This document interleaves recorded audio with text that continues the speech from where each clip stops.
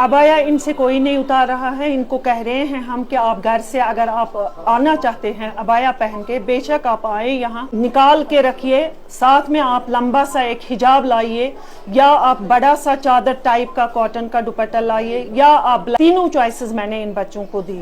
तो यह हिजाब is most comfortable as compare to ये अबाया जो है या बाकी सब चीज़ें हैं उसमें, क्योंकि ये हमने यूनिफॉर्म में रखा है हिजाब यहाँ सब बच्चों का। ये कलरफुल में आते हैं, किसी बच्चे का एक डिज़ाइन होता है, किसी बच्चे का दूसरा डिज़ाइन होता है। तो मैंने इनको कहा लंबा सा हिजाब लाइए आप, जो नीज को भी टच करे, नीज से नीचे तक होगा वो लगाइए वाइट कलर का, ताकि ये यूनिफॉर्म में आ जाए। इन्हीं की रिक्वेस्ट में हमने सिर्फ अपने स्कूल के बच्चों को, उनमें से भी कुछ ही आए, इन्हीं की रिक्वेस्ट पे अपने बच्चों ने हमें रिक्वेस्ट की कि हमने 10 साल यहाँ पढ़ा आपके पास, तो अब हमें 2 साल के लिए क्यों निकाला जाता है।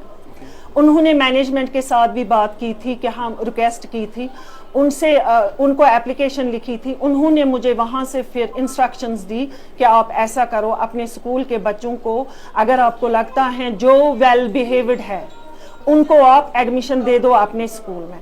तब तो किसी पेरेंट ने कोई ऐतराज़ नहीं किया। अगर उन्हीं दिनों वो बोलते तो हम शायद रुक जाते। तो ये कोई है नहीं, क्योंकि हम इनको नहीं बोल रहे हैं कि आप विदाउट हिजाब रहो दिन भर, हम नहीं बोलते हैं। हम बोलते हैं अबाया इनमें देखिए क्या है, किसी का ब्लैक एंड वाइट है, किसी का पूरा वाइट है, किसी को लगा के है डिजाइन यहाँ से, किसी का यहाँ कुछ है।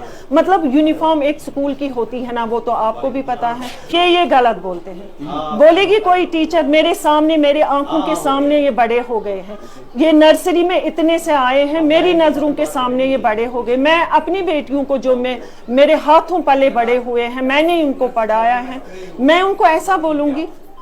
इन्होंने बहुत कुछ गलत बोला है बच्चों ने घर में, बोलूंगी मैं? छोटी बच्चियां हैं ये।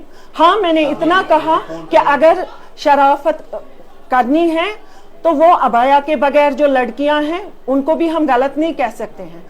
अगर अबाया पहन के हैं कोई, उसमें गलत भी कर सकता है, जरूरी नहीं है कि हम उसको कहेंगे कि ये शरीफ है। बस ये वर्ड है। Thank you.